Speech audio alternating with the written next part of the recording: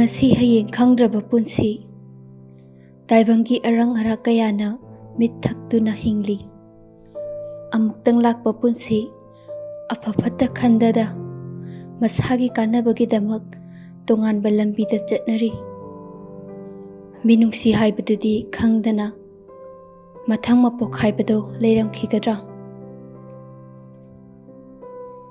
karino kanano igi mangda thalibu garido kana thaujilu manikantana ngai khoina yang banatra sanana khamo mage pamba karino hange karino thauribu gari gi mang thachinduna gari khamriba wakhal choirabo sining le haribra ai phatta batha kaya tawrbasu midi haringde yang bana sanan ai nangi karni khangbagi thachinduna thamlibani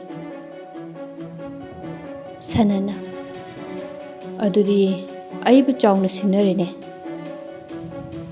sanan ai nang bu sinaribani nangi apamba karino hayo khamluribaigi iran tarene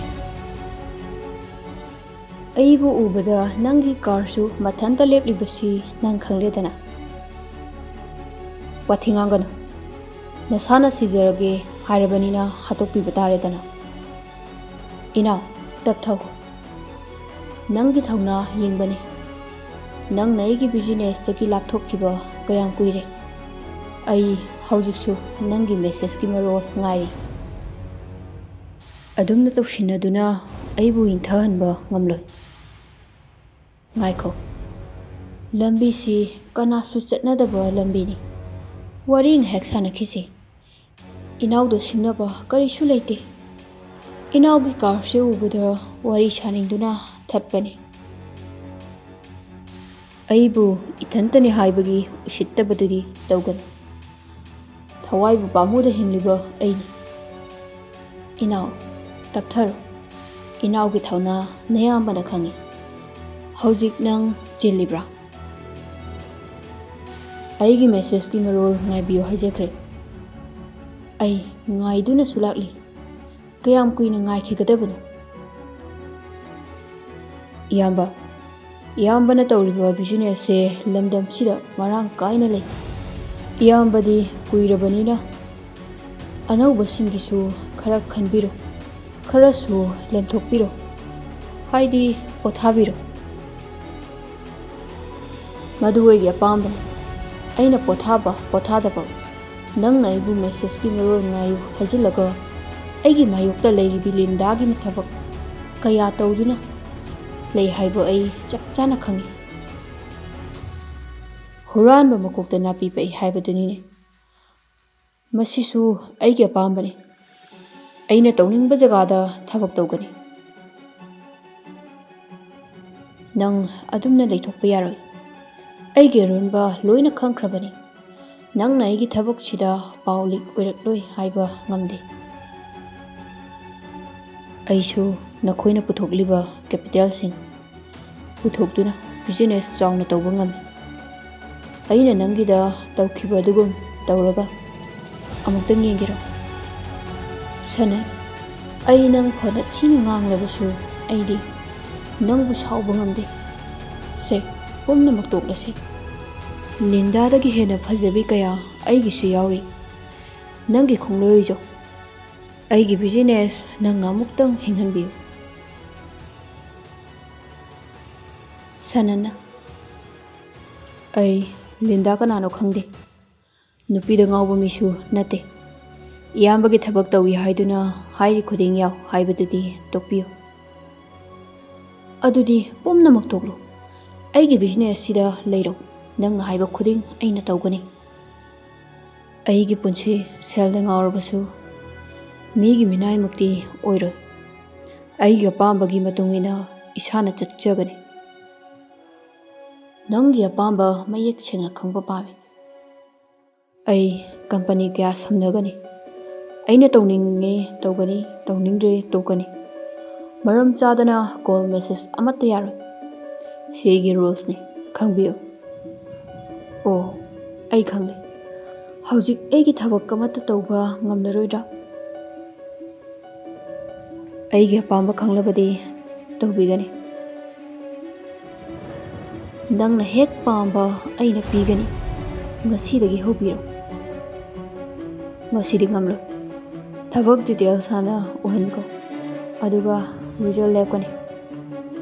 okay. ꯍꯌꯦꯡ ꯎꯍꯜꯂꯒꯦ. ꯅꯨꯡꯉꯥꯏꯔꯦ, ꯅꯌꯥꯝꯕ ꯆꯠꯂꯒꯦ. ꯉꯥꯏꯈꯣ. ꯉꯁꯤꯒꯤ ꯑꯩꯒꯤ ꯈꯣꯡꯆꯠ ꯂꯦꯞꯍꯜꯂꯤꯕꯁꯦ ꯃꯇꯨꯡ ꯑꯃꯨꯛ ꯇꯧꯔꯕꯗꯤ ꯅꯁꯥꯅ ꯈꯪꯅ ꯔꯨꯜꯁꯀꯤ ꯋꯥꯡꯃꯗ ꯂꯩꯕꯒꯤ ꯑꯩꯅ ꯇꯧꯕ ꯍꯥꯏꯕ ꯇꯧꯒꯗꯕꯅꯤ. ꯌꯥꯔꯦ ꯏꯌꯥꯝꯕ, ꯂꯨꯆꯤꯡꯄꯨꯔꯦꯜ, ꯌꯧꯕꯤꯔꯣ. ꯄꯨꯟꯁꯤꯅ ꯄꯥꯝꯂꯤ ꯂꯝꯕꯤ ꯑꯃ, ꯆꯠꯂꯤꯕ ꯂꯝꯕꯤꯅ ꯑꯆꯨꯝꯕꯅꯤ ꯈꯟꯅ ꯍꯔꯥꯎꯅꯔꯤ. ꯆꯠꯂꯤꯕ ꯂꯝꯕꯤꯅ ꯑꯁꯦꯡꯕ ꯑꯆꯨꯝꯕ ꯑꯣꯏꯔꯕꯗ ꯄꯨꯛꯅꯤꯡ, ꯋꯥꯈꯜ, ꯍꯛꯆꯥꯡꯕꯨ ꯍꯦꯟꯅ ꯃꯊꯧ ꯁꯦꯡꯍꯜꯂꯤ. ꯍꯦꯜꯂꯣ, ꯀꯅꯥ ꯑꯣꯏꯕꯤꯔꯕꯅꯣ? ꯍꯦꯜꯂꯣ, ꯑꯩꯒꯤ ꯅꯝꯕꯔ ꯁꯦꯚ ꯇꯧꯁꯤꯟꯕꯤꯗꯕ꯭ꯔꯥ? ꯑꯩꯅ ꯄꯥꯡꯊꯣꯛꯆꯒꯦ ꯍꯧꯗꯣꯛꯆꯔꯝꯕ ꯋꯥꯗꯣ ꯑꯗꯨꯝ ꯂꯣꯠꯁꯤꯟꯗꯨꯅ ꯃꯥꯡꯍꯟꯒꯦ ꯈꯜꯂꯕ꯭ꯔꯥ? ꯅꯨꯡꯉꯣꯟꯕꯤ ꯋꯥꯈꯜꯗ ꯅꯤꯡꯁꯤꯡꯂꯛꯏ. ꯅꯪ ꯑꯦꯁꯇꯤꯅ. ꯑꯩ ꯑꯁꯦꯡꯕ ꯑꯃ ꯈꯪꯕ ꯄꯥꯝꯃꯤ. ꯑꯗꯣꯝꯅ ꯑꯩꯒꯤ ꯃꯇꯦꯡ ꯑꯃꯇꯪ ꯄꯥꯡꯕꯤꯔꯔꯣꯏ ꯍꯥꯏꯔꯤꯕ꯭ꯔꯥ? ꯅꯨꯡꯉꯣꯟꯕꯤꯅ. ꯑꯩꯅ ꯍꯥꯏꯒꯗꯧꯔꯤꯕ ꯋꯥꯐꯝꯁꯦ ꯐꯣꯟꯗ ꯋꯥꯔꯤ ꯁꯥꯟꯅꯕ ꯅꯨꯡꯉꯥꯏꯇꯦ. ꯍꯌꯦꯡ ꯎꯅꯁꯦ. ꯀꯗꯥꯏꯗ ꯊꯦꯡꯅꯁꯤꯒꯦ? ꯃꯐꯝꯗꯤ ꯈꯨꯗꯛꯇ ꯍꯥꯏꯖꯔꯛꯂꯒꯦ. ꯑꯣꯀꯦ, ꯊꯝꯖꯔꯒꯦ. ꯏꯪꯂ ꯃꯝꯂ ꯍꯤꯡꯒꯤ ꯑꯃꯝꯕ ꯂꯣꯏꯔꯗꯨꯅ ꯂꯪꯂꯥ ꯃꯁꯤꯛ ꯃꯉꯥꯜꯒ ꯂꯣꯏꯅꯅ ꯃꯣꯃꯣꯟ ꯅꯣꯛꯅ ꯀꯔꯣꯍꯟꯕ ꯃꯥꯁꯨ ꯊꯣꯛꯂꯛꯂꯦ. ꯃꯇꯝꯒꯤ ꯆꯦꯜꯂꯛꯇ ꯄꯨꯝꯅꯃꯛ ꯇꯥꯎꯊꯗꯨꯅ ꯆꯦꯜꯂꯔꯦ. ꯀꯌꯥꯝ ꯀꯨꯏꯔꯦ ꯌꯧꯔꯛꯄ? ꯅꯪ ꯅꯨꯡꯉꯣꯟꯕꯤ ꯅꯠꯇ꯭ꯔꯥ? ꯅꯨꯡꯉꯣꯟꯕꯤꯅ. ꯃꯥꯅꯦ, ꯑꯗꯣꯝ ꯀꯅꯥ? ꯑꯩ ꯑꯦꯁꯇꯤ. ꯑꯩꯕꯨ ꯀꯔꯝꯅ ꯈꯪꯂꯤꯕ? ꯍꯥꯟꯅꯁꯨ ꯍꯥꯏꯖꯈ꯭ꯔꯦ, ꯑꯩꯗꯤ ꯑꯗꯣꯝꯕꯨ ꯃꯨꯟꯅ ꯈꯪꯖꯩ. ꯑꯩꯗꯤ ꯀꯣꯏꯅ ꯆꯠꯄ ꯃꯤꯁꯛꯅꯤ. ꯑꯗꯨꯒ ꯅꯪꯅ ꯂꯝꯗꯝꯁꯤꯒꯤ ꯂꯥꯏꯔꯤꯛꯀꯤ ꯂꯝꯗ ꯇꯣꯞꯄꯔ ꯑꯣꯏꯔꯤꯕꯤ. ꯈꯪꯕꯗ ꯂꯨꯗꯦꯗ. ꯑꯣ, ꯀꯔꯤ ꯇꯥꯟꯅꯁꯦ ꯍꯥꯏꯕꯅꯣ? ꯑꯩꯅ ꯍꯥꯟꯅꯁꯨ ꯍꯥꯏꯖꯈꯤꯕꯅꯤ. ꯄꯥꯕꯨꯡ ꯂꯨꯈꯣꯏꯒꯤ ꯃꯇꯥꯡꯗ ꯑꯩꯕꯨ ꯃꯆꯥꯛ ꯈꯥꯏꯅ ꯈꯪꯍꯟꯕꯤꯌꯨ. ꯑꯗꯣꯝꯅ ꯈꯪꯅꯤꯡꯂꯤꯕꯁꯤꯡꯗꯣ ꯍꯥꯏꯕꯤꯌꯨ. ꯄꯥꯕꯨꯡꯅ ꯌꯨꯝꯗꯒꯤ ꯊꯣꯛꯈꯤꯕ ꯃꯇꯝꯗ ꯅꯪꯉꯣꯟꯗ ꯏꯃꯥꯗ ꯀꯔꯤ ꯍꯥꯏꯔꯝꯃꯤ? ꯑꯩ ꯎꯅꯍꯧꯗ꯭ꯔꯦ. ꯏꯃꯥꯅꯗꯤ ꯊꯕꯛ ꯆꯠꯈꯤꯕꯅꯤ ꯍꯥꯏ. ꯀꯔꯤ ꯊꯕꯛꯅꯣ ꯄꯥꯕꯨꯡꯅ ꯇꯧꯔꯤꯕꯁꯦ ꯈꯪꯕꯤꯕ꯭ꯔꯥ?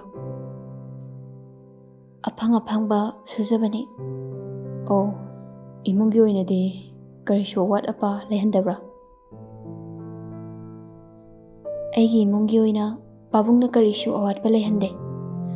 ꯑꯁꯨꯛꯀꯤ ꯃꯇꯤꯛ ꯅꯨꯡꯉꯥꯏꯅ ꯊꯝꯕꯤ.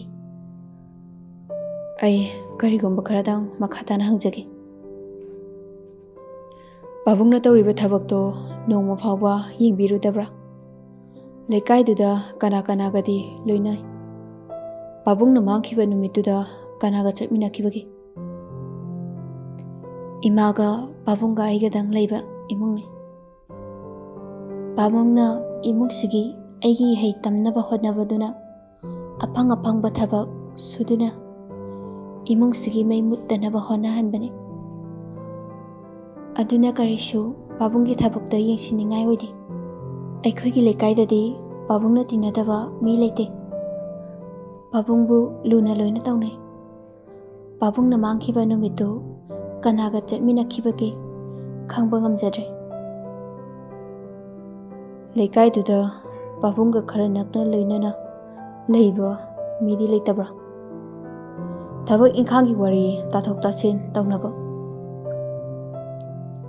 ꯂꯩ.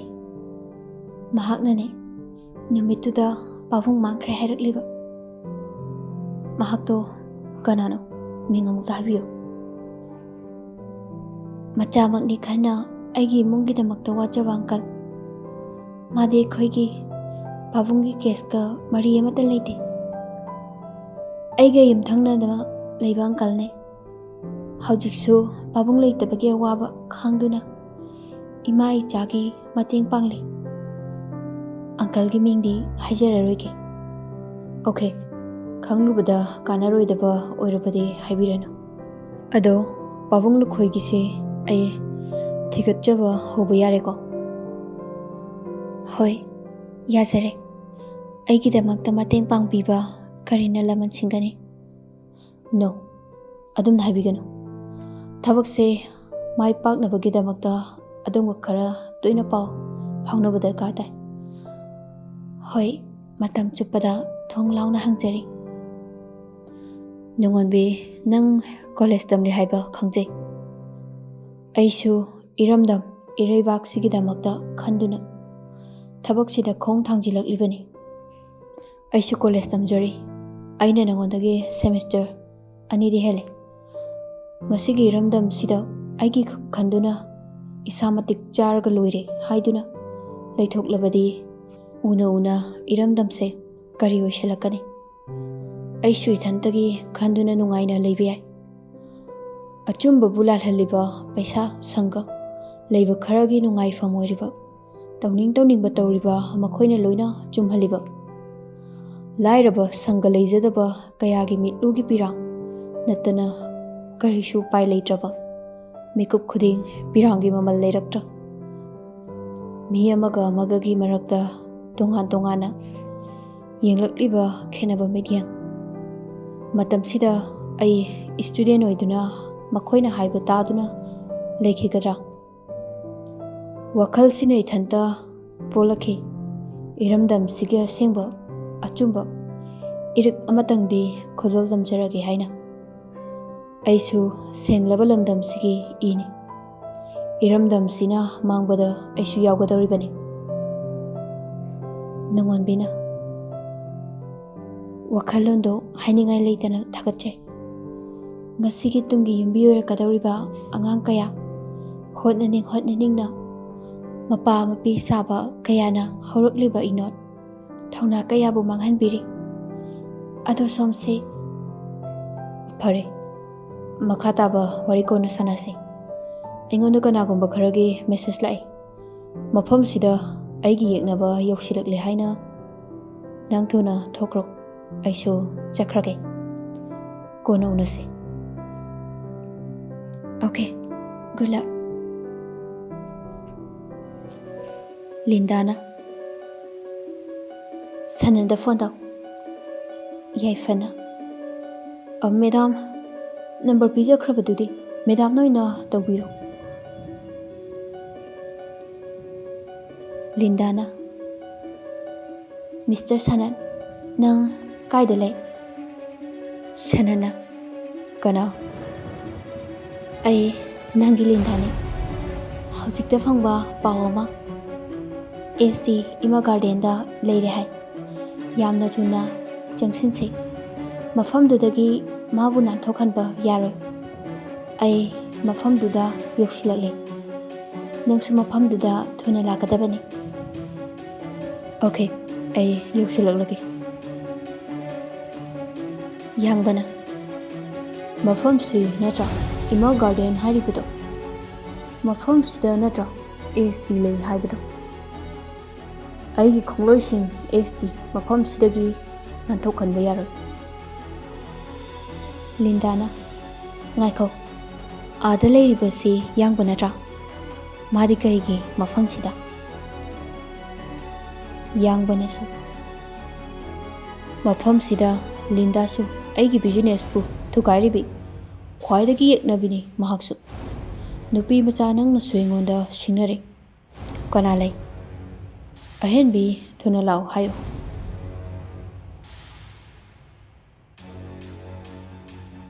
Aigi business ta yetlibi Linda bu para tambihange koi sananda phone tawbi ꯃꯥ ꯂꯥꯛꯂꯕꯗꯤ ꯑꯦꯁꯇꯤ ꯀꯗꯥꯏꯗ ꯂꯤꯠꯇꯨꯅ ꯆꯦꯟꯕ ꯉꯝꯒꯗꯧꯔꯤ?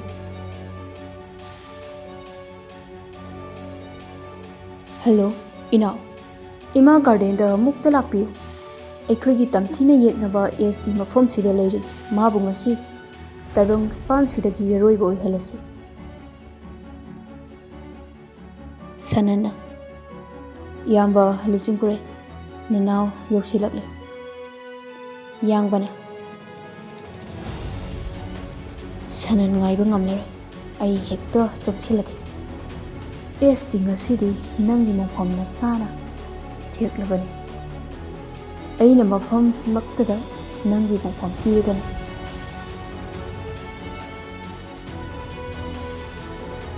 ꯅꯈꯣꯏ ꯈꯔ ꯃꯄꯥꯟꯗ ꯆꯦꯛꯁꯤꯟꯅ ꯂꯩꯌꯨ꯫ ꯂꯤꯟꯗꯥꯒꯤ ꯈꯣꯡꯂꯣꯏꯁꯤꯡꯕꯨ ꯆꯦꯛꯁꯤꯟꯅ ꯌꯦꯡꯉꯨ꯫ ꯂꯤꯟꯗꯥꯅ, ꯁꯅꯟꯒꯤ ꯐꯣꯟ ꯆꯠꯇ꯭ꯔꯦꯅ? ꯌꯥꯏꯐꯅ, ꯃꯦꯗꯥꯝ, ꯁꯅꯟ ꯅꯠꯇ꯭ꯔꯣ ꯀꯥꯔꯗꯒꯤ ꯀꯨꯝꯊꯗꯨꯅ ꯒꯥꯔꯗꯦꯟ ꯃꯅꯨꯡꯗ ꯆꯪꯈ꯭ꯔꯤꯕꯁꯦ? ꯃꯥꯅꯦ, ꯑꯩꯒꯤ ꯁꯅꯟ ꯂꯥꯛꯂꯕꯗ ꯑꯩꯅ ꯀꯅꯥꯕꯨ ꯀꯤꯔꯨꯒꯅꯤ? ꯑꯦꯁꯇꯤ ꯉꯁꯤꯗꯤ ꯑꯩꯒꯤ ꯈꯨꯕꯥꯝꯅꯨꯡꯗ ꯁꯣꯏꯗꯅ ꯁꯅꯟꯅ ꯁꯤꯟꯅꯔꯛꯂꯒꯅꯤ꯫ ꯌꯥꯏꯐ, ꯃꯄꯥꯟꯁꯤꯗ ꯆꯦꯛꯁꯤꯟꯅ ꯂꯩꯔꯝꯃꯨ꯫ ꯌꯥꯡꯕꯒꯤ ꯈꯣꯡꯂꯣꯏꯁꯤꯡ ꯁꯦꯟꯅꯔꯝꯃꯨ꯫ ꯑꯩ ꯒꯥꯔꯗꯦꯟ ꯃꯅꯨꯡꯗ ꯆꯪꯗꯨꯅ ꯌꯥꯡꯕꯅ ꯀꯔꯤ ꯇꯧꯔꯤ ꯌꯦꯡꯂꯨꯈꯤꯒꯦ꯫ ꯌꯥꯡꯕꯁꯨ ꯉꯁꯤꯗꯤ ꯑꯩꯒꯤ ꯈꯨꯠꯇ ꯑꯔꯣꯏꯕ ꯑꯣꯏꯕꯁꯨ ꯌꯥꯏ꯫